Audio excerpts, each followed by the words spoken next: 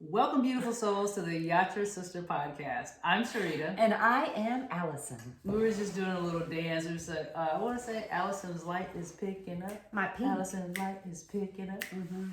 I thought, if you'd done my pink again, that would have been a great, repeat. I know. Yeah. I know. We were jamming. All right. Yep. We're back. Again. Guess who's back? Back again. Is that a song? Yeah. I don't know it. Yeah. Who is it by? I think it's Eminem. Oh, I love him. I think so. I'm Captain. Marshall. It's my dad's middle name. It's my dad's first name, my middle name. Oh. My name is Marshall. I love that. To my father. I love that. I adore it. I was named after my father. Okay. Allison? Al's son. My dad's name is Al. Oh, okay. Oh. That's how my day began, as a disappointment that I'm not a boy. Oh, shit. This went out in left field very, very quickly. Okay. It's all right. He eventually got his sons. Thankfully, I have brothers that fulfilled that role so that I no longer had to. Because I am so girly, the disappointment would have just kept on going for my poor father. It was going to never end for him. Al's son. Okay. That's how Allison came about. Okay. Yeah. All right. But as you can tell, I am not Al's son. No. Al's daughter. That is really what my name is. You could be Al's son. I could. Yeah, but you're not. You're definitely not. I'm just saying. But you could. You could. Anybody could. Yeah. It just is not how God made me. Yeah. He made me flowery. Yeah. And delicate. I know guys that are flowery. I know guys that are flowery. Oh, I see your point. That doesn't matter in the sun or okay. Yeah. Oh my God, I'm just not catching on. It's okay. I was thinking my dad's brain. My dad, for the word son to my dad means masculine. I could have been me. I still could be me as a daughter, but he needed me to be a masculine daughter. Oh. See what I'm trying to say? I'm proud of me. Huh? He would have been proud of me. Oh, he would have loved you. Just kidding. Just kidding. You would have been great. Now you see why I do therapy. No, I'm just joking. Okay, all right. Okay. So, as we're talking about that, it's kind of funny how we introduced what our topic is. Oh, what is our topic today? Imposter. Oh, yeah, there you go. Yeah. All right. See, if I had to act like a masculine, I would have to be an imposter. The fact that you just said, if I had to act like a masculine, tells us everything we need to know. I would have to y'all podcast over in 2 minutes and 47 seconds. I don't even know what outfit I would pick out. What would be my outfit to be an imposter as a boy? Oh, that's an interesting question. It is. I don't know what my boy look would be. Allison, I think you go cowboy, but you have rhinestone boots. I think so. Yes. Yeah. You'd be a gay boy. Yes. Yeah, you would be. I would be a gay boy. I could so see you being a gay boy. And I could pull that off. I could see that. Yeah, I could be a little salty gay boy. I could see. Okay. Yeah, I could see that with you. Yeah, I kind of do too. Yeah. Okay, so that's not really what we're talking about. No, but I always start out never talking about what we're really going to talk about. That's just how we roll. All right, we're going to be talking about imposter. You were telling me that you've heard about imposter syndrome. I'm like, girl, I know all about it. And you said you've gone your whole life not really experiencing it until this past weekend. Yes. So this past weekend, I was blessed. I submitted 2 works to a writers festival called the Dale Shores Writers Foundation, which is amazing. Dale Shores, he was a creator of Sordid Lives. If you've seen that, amazing,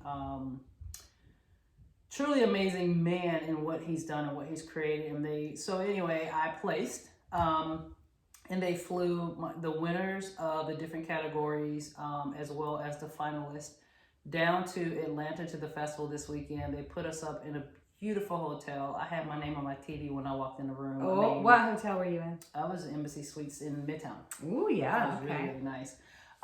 So long story short, we have workshops, we have parties, we have events where you can talk to industry people. The board blew me away. So one of the topics of conversation that came up during one of the workshops was imposter syndrome. So I've heard of it, didn't really relate to it because I've never really felt it until I was sitting in that seat when they said imposter syndrome. And I was like, I just felt myself like shrinking down in the seat. because I looked around at these amazing playwrights and screenwriters for feature length shows and scripts for short films and webs. And I'm looking around and I'm like, and then the people on the stage have long histories of working in the industry at the top level. And I'm like, oh my God, how the fuck did I get in here? Mm-hmm. Even though I had placed in two categories, and I do have to say, because I'm learning to be excited about it, I placed in two categories. The only person thus far in this film festival ever have done that. So that was a feat. And even doing that, I'm still like, oh my God, I think they probably got the wrong person.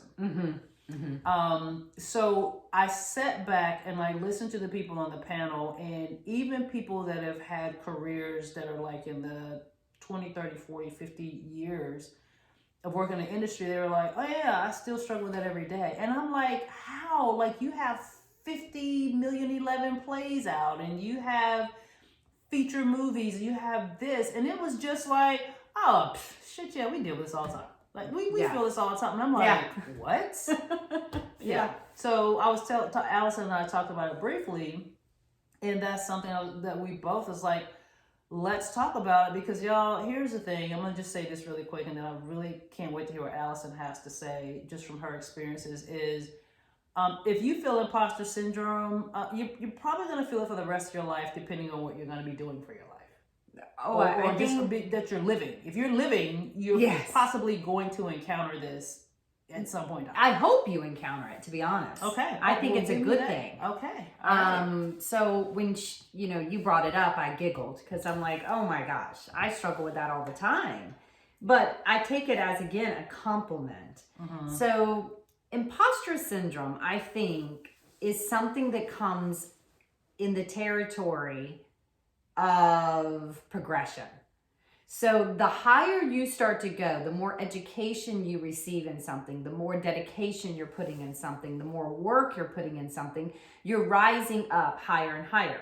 Which means as you're rising up higher and higher, so is the community that you're engaging with. My God, it's so true. Right? So true. You know, if you're just like a little swimmer in your little neighborhood and you're swimming against each other, right? You're probably not feeling like an imposter. Instead, you're visualizing the Olympic swimmer and you're like, yes, I'm doing it. And you've got the poster on the back of your door and you're eating your Wheaties and you're watching YouTube videos on them because that's who you admire, right? Yep. But as you start to progress and now you get into high school and then you get into college, oh my God, you're like, holy crap, look at the who's gotten these scholarships, right? Yep. Now it's gotten harder. You're getting out of that and you're going up into people that are going to be Olympic swimmers with you.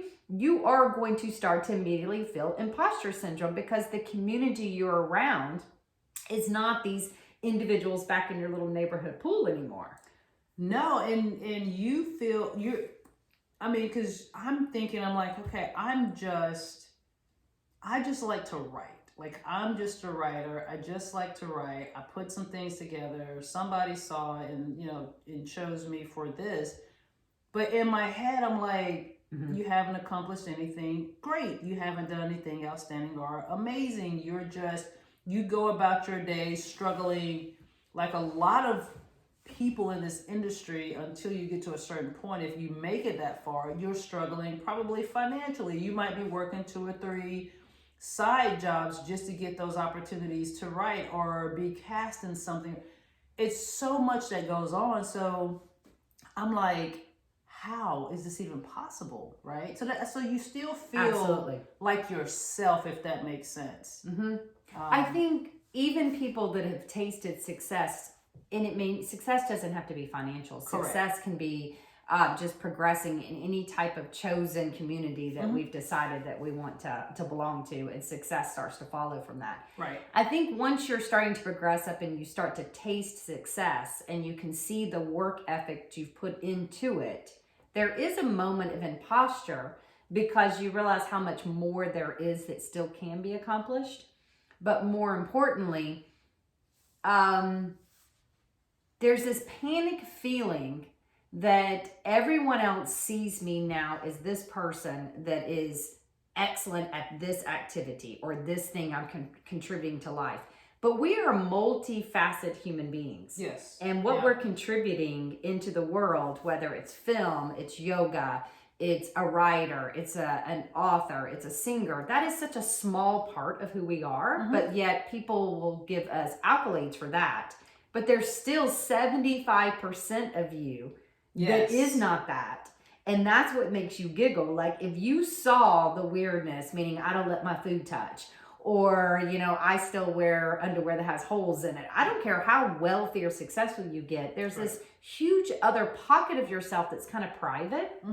And so it's very normal to have an imposter syndrome, even if we're talking about in the corporate world. Even if you have a job and you've been at this job 12 years and you're going in and leading, and they've asked you to lead a kumbaya. No, I'm just They've asked you to lead a kumbaya, maybe a training session, right? And you have to public speak. You may get up there and immediately feel like an imposter because you're like, oh my God, I have to lead other people in this seminar. And I don't really know what the hell I'm talking about, but they all believe I do. And I don't think I really do. There's that imposter syndrome because I think you're going into it with this 75% of my private life is giggling that I'm even up here doing this. Right? Yeah, I could see that. So I think to help us with imposter syndrome is one, it's a compliment. If you're feeling it, it means you're on the right track. I like that. It means you've escalated yourself up. You're in a different pool of people now, so you should feel it. That's a good thing. That means, hey girl, you've been doing some work and you're getting noticed and you're no longer in the neighborhood pool. You're now at the embassy suite pool, you know, which is a little bit different, right? You're not in mama's back, you know, porch writing anymore. You're now on the balcony of embassy suite. So you should feel it. That is a compliment. That's number one. And number two, remember, imposter syndrome is when you're trying to make your whole being be this one thing you do. It's like you're making your whole identity be that. Yeah, that's really, really. And that's when it's going to happen, when your whole being now has to be an author. Your whole being has to be a writer. Your whole being has to be good at this job. That's when you're going to feel an imposter because there's no way that your whole being can be that. Girl, you just, well then I can't wait till I'm in that next room. And I'm going to apply this because my whole being is not, writing is so much of who I am and what I do because I love it and I enjoy it. But when you state it that way, there are so many other things that I do that has absolutely nothing to do with writing. No. You know, I think culturally, even when we look at culturally how we were raised, okay, you were raised in an African American community. I was raised in white country, borderline redneck, right? Why do you get more descriptions than I do? Oh. Yeah, it's okay. Sorry. Well, I mean, give me more on yours. I don't know because I'm not in yours. I can only give more for mine. Oh my God. I was raised in a Black Southern Baptist, music playing, family get-togethers, running around with cousins, hot in the summertime, your hot pressed hair done, sweated out, and patent leather shoes you're wearing on Easter time as you're sliding across the street to go to grandma's house. Okay. I don't know. I love all of that. That was so much. Okay. Well, mine involved marbles, cigarettes, horses, lack of education, poverty, goodness, probably eating possum and squirrel. But yes, there was some church, but you only went because that was what you did because there wasn't nothing else to do. But I'm not really sure you believed in God, but you believed in it enough not to put your beer on the Bible. Kind of thing. This is a movie. This is such a movie. Okay, we're gonna talk about the moral of that story is you know that side of you. That can't shine when I'm out in the world. No. I can't go into one of these mapped out mind body expos and lead 300 people in a meditation or a workshop on chakras and say that's all of me. Of course there's gonna be an imposter syndrome because there's a large percent of me that's like, if y'all only knew. If you only knew, if I got around my people, there's a lot of Budweiser and Marlboro cigarettes and some guns and somebody talking about Betty Sue and sister and how she got drunk and killed her husband because, you know, he passed out and she rolled him into the lake and nobody's found him yet. And then everybody laughs and then everybody wants to know what meat my daddy put into the chili. This is true. My dad never tells us what meat's in the chili till after you ate it. So it's a little scary because you never really know what you're eating. Never know. Okay, my point is, I can't show that side of me everywhere. No. I have to find appropriate moments for that to come out. The rest of those moments, that girl needs to be quieted down, locked up in the trunk, right? Much, yeah. So you could even say you feel an imposter syndrome in cultural situations, meaning some of our society, corporate America is one of them. There's only one appropriate way to act in corporate America, and we all know it. It's a textbook. Inappropriate. Appropriate. Oh, I'm sorry. There's only one appropriate way to act in corporate America. Inappropriate. No. It is not inappropriate. Okay. You have to talk a certain way. Okay. You have to use the right type of definitions. Yeah. There's a pausing. There's even a corporate laugh. I mean, there's so many bizarre corporate wardrobes, corporate attire. Oh my God, it's even in the handbooks. It's hilarious. It is. So I think a lot of us, even walking around in our suits and our dresses in corporate America, are all imposters because that's not who we are. That might be our job and how we have to show up for professionalism, but there is a huge part of me that's still sitting on that riding ring with my daddy spitting and, you know, Mama driving with her Cadillac with one eye, you know, open and runs over a goat. That did happen, but go ahead.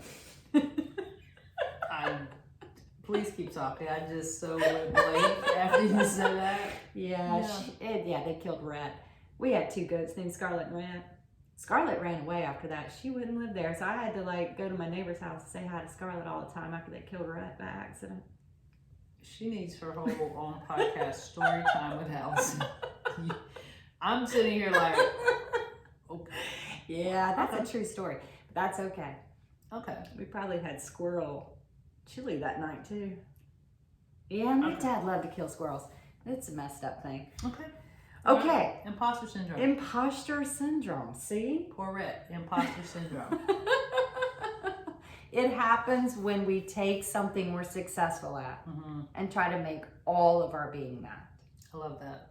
Because you know what, that's very dangerous if you start to do that. And you know, and I remember at my previous jobs, I call the physical place where I work at and get a paycheck a job. I call writing my work. So now that my sons differentiate between the two, they laugh. There's a mama. You say working jobs. Like, what is it? And I told them, I was like, that's what it is. But I've spoken to people, especially in corporate world, so you're talking about corporate, who, if you ask them to tell you about their life, they tell you about their job. Yes. They tell you about what they do. Their identity is completely wrapped up in that position, in that title, how much money that job allows them to make. And I have just sitting there in some conversations and I'm listening to them and I'm like, oh my God, they don't have a life independent of this job that they do. And it shows. Because usually it's the person that's super stressed out. Usually it's the person that's sitting alone because they're antisocial and don't know how to connect with people because their focus has been on this, go. They hit burnout. And so you can usually tell those people, because if you just ask that simple question, tell me about yourself. If they lead with it, like if someone says to tell me about yourself, I would say, you know, I love to write, and then I would go into a mom. I will go into loving to dance. I would go into a lot of things, but you have a lot of people that they stop at that one thing, what their job is, and you see them wanting to go forward with something else, but they can't because they don't know how to make that connection. Yeah. Have you ever come across anyone like that? Oh, lots of people, especially the higher their position is. Yes. The higher their position, the more it's soaked into becoming their identity. Yeah. And unfortunately, I think sometimes we accidentally do it to individuals. Like if you're a pop singer, here we as the fans become actually part of the problem of only letting them be a pop singer. Yeah, that's me. I mean, I'm in that group, and I need to, now that we're talking about this, Sharita, you need to stop. Because that's the thing I think about too. I love to write, and I want to be successful at it from what I do. I want to see my stuff on the screen. I want to make money doing this. But it's so much more to me than that. Right. So thank you for saying that, because now I need to start treating other people that way, so that the energy comes back around and people will treat me that way. Yes, because I think we actually call people out as imposters when they're actually not. You're only seeing one entity of themselves. My God, that's, right? You know what? I mean, it happens in the yoga world all the time. The Bible. You just preached that. You just preached that. It's very true. It's called the golden halo. It's like you deem them to have to be only that, and then if you see them in any other arena outside of the arena that you associated them with, then it's like you've said, oh, they're not really that anymore. So it's just labeling, and no wonder we feel it, because there's so many requirements people put on each other, and it's kind of ridiculous. I mean, if you say you're a Christian, then you're saying, are you saying that's all you are? Like, that's it. I am a Christian. That's the whole entity of myself. My God, that's very dangerous, because now if you have any mishaps of just being human, or you want to do something that's just being human, that maybe isn't the best version of yourself, but it ain't the worst version of yourself either. Correct. It was just you living. Then what do people do with that? Then they go, oh, and he's supposed to be a Christian. Ooh, not that supposed to be. Those words right there. Some Christian man he is. So I think there is a two-way street that this imposter syndrome is created. We can cause it to others. No wonder others feel it. I think most importantly is just look at the multifaceted human being that you are. I have a lot of education, and I have a lot of life experiences living in ashrams, but I already told you I also have a lot growing up practically trailer park. So that's okay. I can't get rid of that. That's in there. Yeah. I mean, I wouldn't say trailer park, but definitely farm, country girl. Yeah. It's there. What am I going to do with it? Country. It is. Yeah. It is what it is. And if I'm around some of those family members, my dialect's going to change. I'm going to sound like a different person. It is what it is. No wonder my dialect today is so choppy and messed up, because I grew up very Southern, and then I lived a long portion practically in Miami. Oh my gosh, that was whack-ass doodle, where there's no one Southern.